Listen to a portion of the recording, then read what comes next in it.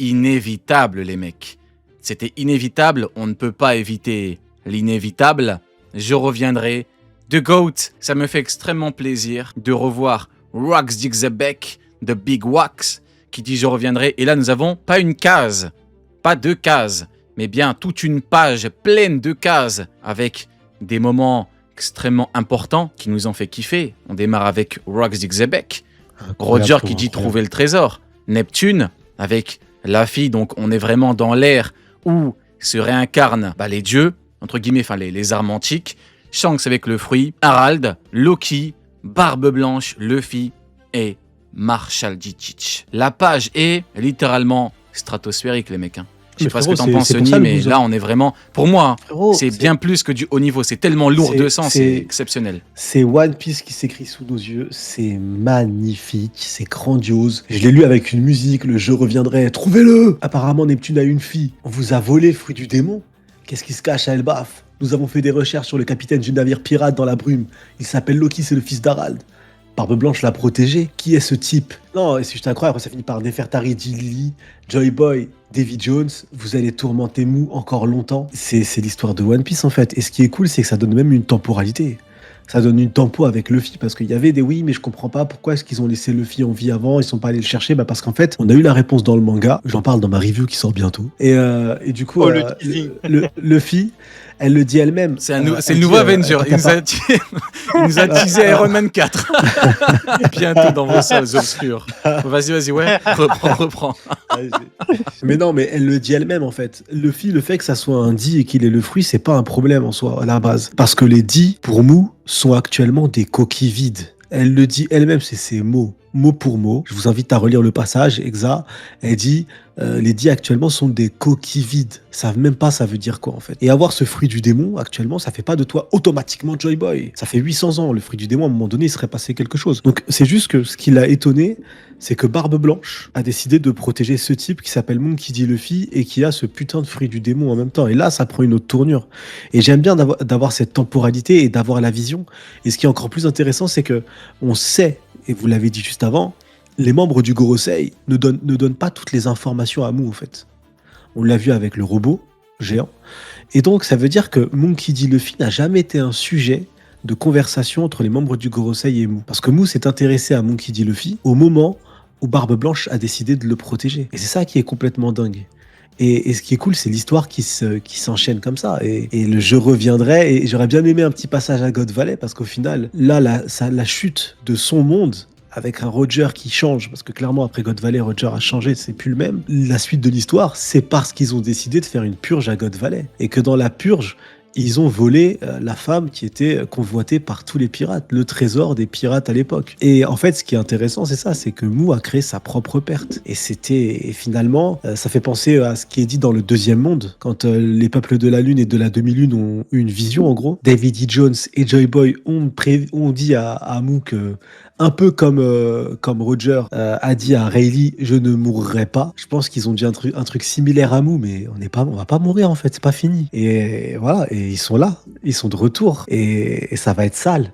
Moi, tu vois, tout ça là, ça m'a fait penser à tout ce que je viens de te dire. C'est pour ça c'est obligé d'être 12 sur 10. Et ça te fait penser que t'as eu un odyssée énorme, t'as une histoire qui était longue, One Piece, et elle est pas longue pour rien, comme certains aiment à le dire. Et là, t'arrives et tu te dis, putain, on arrive au bout du chemin. Et c'est juste incroyable. Quelle poésie, ouais. Magnifique, quel monologue. Non mais là il faut dire, quand quelqu'un t'envoie un monologue de grande qualité, on dirait un grand général de guerre. Le grand général de guerre Sunny, je te jure, dans la guerre pour le One Piece. Magnifique.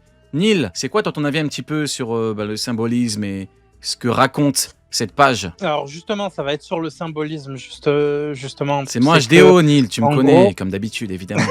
Cette chronologie, si vous regardez bien, elle se finit pas par Luffy, mais par Vivi. Et c'est là où, justement, il y a quelque chose qui manque, il y a une pièce du puzzle. On sait qu'on n'a toujours pas la dernière arme antique, on sait que on sait toujours pas ce qu'est la volonté du dé et que Vivi est liée à ça. Il y a plein de choses qui font que peut-être ça sera elle qui apportera les réponses. Et regardez bien aussi l'histoire de One Piece telle que nous on l'a suivie, comment elle a été écrite, au moment où Robin, qui est capable de d'écrire l'histoire, enfin de la lire en tout cas, de lire l'histoire qui a été effacée, c'est le moment aussi où Vivi s'efface et où elle reste sur Alabasta. Donc, est-ce que les deux sont pas justement complémentaires pour avoir toutes les réponses qu'il nous faut?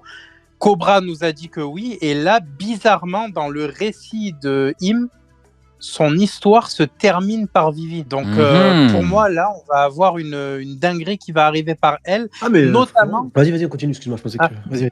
Je finis sur ça, mais notamment le fait que elle est aux côtés de Big News actuellement et elle a marqué son retour potentiel dans l'équipage. C'est la petite croix qu'elle a fait dans le journal, là, en disant les gars, je suis là, venez me chercher. Tu vois, donc il y a peut-être un truc qui va se jouer à ce niveau-là. Ouais, Sony? Ouais, mais le lien, c'est intéressant ce que tu dis, ça finit par Vivi, parce que je pense que ça finit par Vivi, mais tout commence par Vivi, en fait. Et One Piece, t'as vraiment l'impression, au final, il y a une histoire d'amour entre Imunerona et Vivi, une trahison, et que Mu veut Vivi, donc Lily en l'occurrence, et Vivi qui ressemble beaucoup à Lily. Mais je pense qu'il y a une histoire, de toute façon, il y a Ouais, une mais romance derrière tout ça. là, on aura Et un tout truc un commence peu, par, on aura un truc un peu chaud. Pourquoi Genre, en fait, c'est une histoire d'amour qui aurait mal tourné, et donc Imu Bah, pas tout, veut pas tout, je pense, récupérer. mais je pense qu'il y a eu une histoire d'amour à un moment donné entre Ouais, mais les pour deux. toi, Je pense que de toute pour façon, se il y aura une venger romance ou dans pour un l'histoire. délire un peu malsain C'est le diable, J'interviens tout est juste possible, sur un frérot, je truc. te dire. Dans cette histoire-là dont tu parles, pourquoi Lily aurait disparu en mer? Ça, c'est très important. Elle n'est Bah, pas on sait revenue qu'elle à est Alabasta. responsable, mais on sait qu'elle est responsable. En fait, la phrase qui est extrêmement intéressante, c'est que Mu, c'est marrant, Oda, il lance un petit caillou comme ça, et il dit vas-y, mangez ça. Mais Mu demande si oui ou non. Elle se pose encore la question 800 ans après si Lily a fait exprès ou pas de faire fuiter les poneglyphes. Parce qu'elle dit que si les poneglyphes actuellement sont à travers le monde comme ça, C'est à c'est de la cause de faute Lily. de Lily. Et il sait toujours pas si c'est volontaire ou non. Et c'est cette nuance-là qui est complètement folle. Alors, je vais C'est préciser ma qu'il ne sait question. pas, tu vois. Je vais préciser ma question, c'est que, est-ce que, justement, sur ce que tu dis, Im ne sait pas, alors pourquoi Lily disparaît en mer? Est-ce Bah, ça, que, on le saura justement... jamais. Non, Ça, mais on le saura, si, on le saura plus tard. Enfin, si, je vais si. check oublié, mais pas tout de suite. Quoi. Exactement. Et est-ce que, justement, le fait qu'elle disparaisse en mer serait, au contraire, ne serait pas lié à Im, et c'est ce qui fait que, justement, le mystère s'épaissit encore plus, en mode, ben, Im n'a jamais eu de réponse. Et Lily a disparu avant de pouvoir donner ses réponses. Elle n'est jamais retournée sur Alabasta. Qu'est-ce qui lui est arrivé? Pour moi, c'est pas le gouvernement mondial, c'est autre chose. Pour moi, c'est très potentiellement même du fait de Lily d'avoir disparu. Peut-être qu'il y a eu un sacrifice de Lily pour pouvoir faire en sorte que les poneglyphes se barrent tous. Peut-être que. En fait, l'histoire, Exactement. on la connaît pas. Il peut Ouais. se passer plein de choses. Et en sachant qu'il ne faut pas zapper qu'il y avait 20 rois. Est-ce qu'ils vont nous faire 2 rois intéressants parce que Lily était une des 20 rois et 18 randoms? Ou est-ce que dans les 18 randoms, il y en a un qui a joué un rôle sur la disparition de Lily juste avant d'être trahi par Imu et d'être massacré par Imu? Ou est-ce qu'ils ont tous porté allégeance à Imu? En fait, actuellement, Oda, ce qui est cool, c'est qu'il a le champ des possibles. Actuellement, on ne pourra pas dire c'est incohérent. Là-dessus, il nous a donné trop peu d'informations et n'importe quel scénar qu'il va prendre, on ne pourra pas créer l'incohérence. Là, pour l'instant, on est trop dans le flou pour avoir une vraie réponse. Exactement. Bah après, ce qui est sûr, c'est que les 3 personnages les plus importants qui ont gravité autour de Imunerona, c'est Joy Boy, Davy Jones. Qui crains-tu le plus, Joy Boy ou Davy Jones? Parce que pour moi, c'était ces 2 ennemis. Et je pense qu'ils ont failli mettre un terme à la vie du diable. Et Lily, qui pour le coup a permis tout le bordel qu'il y a eu autour. Hein. Parce qu'en vrai de vrai, les poneglyphes, la vérité sur le monde, c'est Lily. Et là où la page est formidable, c'est que, effectivement, tout était inévitable. Pourquoi Marineford, tout le monde a pété les plombs? Quand Barbe Blanche dit à tout le monde de protéger Luffy? Si ça, c'est pas inévitable, je sais pas ce que c'est un événement inévitable. Personne se dit, cette légende va tout faire pour protéger un jeune. Et à la fin, on en arrive à Joy Boy, Davy Jones, à côté de la case avec Lily, parce que c'est eux qui sont au centre de tout. Et voilà pourquoi on a la magnifique page que je vais montrer. Vas-y, ouais. Et t'imagines, on a Rox. On a Rox qui est un monstre, qui fait un équipage de malades, qui a une histoire de malade. Mou, le premier truc qu'elle trouve à dire, c'est mais il y aura jamais des êtres comme Davy Jones et Joy Boy, c'est fini, ils reviendront plus, tu vois. Il y aura jamais d'êtres qui les égalent. Malgré le CV. Donc, malgré qu'en face, elle avait des CV, des gabarits de fou, elle leur a dit mais vous êtes personne. Donc forcément, c'est pas un gars avec un Marcel et des tongs et un chapeau de paille qui va t'arriver et te dire ouais vas-y c'est lui c'est sûr. Non, elle savait même pas c'était qui avant. Et c'est tout et tant mieux. Et c'est pas un gars de 40 balais avec ses chicots éclatax qui va te faire flipper. Et c'est ça qui est beau, c'est que le danger, elle l'a pas vu venir. Et finalement, le danger était là.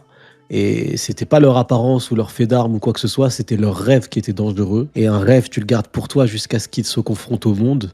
Et là, ils se confrontent au monde. Donc du coup, bah là, maintenant, Exact. c'est leurs ennemis, quoi. Et au final, Et je trouve ça bien fait, quoi. c'est bien là l'erreur de Imu. C'est de ne pas avoir été capable de voir les choses venir. Mais Imu, en fait, nous donne la réponse. Tu sais, pendant longtemps, ça disait ouais, mais pourquoi ils ont pas directement tué Luffy? Ouais, mais pourquoi? Ouais, mais pourquoi? En fait, tout est sous nos yeux. Tout était inévitable. Et même pour Imu, c'était inévitable. Parce que Imu n'est pas un être omniscient. Imu ne voit pas tout. Imu ne sait pas tout. D'où l'intérêt, vous en parliez il y a 2 minutes, vis-à-vis de Saturne. Imu n'était même pas au courant du délire avec Saturne. Donc Imu a dû punir Saturne. À partir du moment où tes envoyés, tes commandants, tes combattants, tes obligés te cachent des choses, évidemment que Imu ne sait pas tout. Tu parlais des rêves qui se confrontent à Im, mais là on est carrément au-delà de ça. On est à l'ère des rêves, c'est-à-dire qu'ils se sont tous déjà matérialisés, soit sous forme de fruits du démon, soit sous forme de katana, soit sous forme, tu vois, les esprits,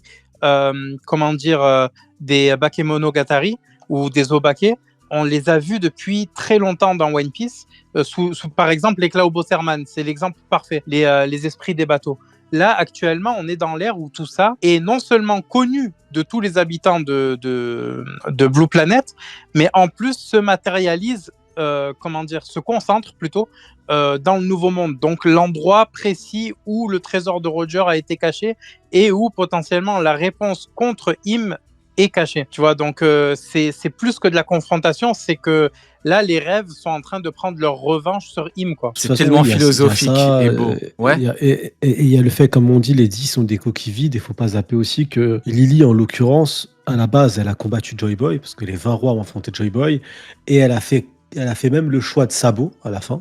Parce qu'on le voit à un moment donné, Sabo, il dit bah vas-y, moi aussi je vais être un D alors. Et en fait, elle a porté l'initial D. À la base, les Nefertari n'étaient pas des D. Et c'est Lily qui a décidé d'être une D à la fin avant de mourir, avant de disparaître, et en faisant ce qu'elle a fait avec les poneglyphes et avec le fameux discours de Cobra qui parle des poneglyphes et le fait de lever l'aube sur le monde. Mais c'est pour ça, pour moi, le fils n'était pas un danger pour elle à la base, et surtout, elle était même pas, on lui a même pas informé qu'il y avait un chapeau de pas, un gars qui avait mangé ce fruit du démon. Elle savait même pas en fait. C'était qui. Ouais, et puis pour conclure avec la page, on a beaucoup de choses à dire, mais bon, malheureusement, il faut bien qu'on continue. Là où c'est formidable, et là où tu vois à quel point l'auteur gère parfaitement les choses. Quand Imu dit que tout était inévitable, je dirais même que, en fait, il fallait que chaque acteur joue son rôle. Sans Xebe, qui n'a pas la volonté de Davy Jones, qui continue avec son fils qui a été traumatisé, etc. Après, on verra que Barbe Noire est l'héritier de Davy. Sans Roger, il n'y a pas toute l'aventure. Pour Neptune, avec sa fille, on verra plus tard, parce qu'on est vraiment dans l'ère des armes antiques. Sans Shanks, forcément le fruit, Nika, etc.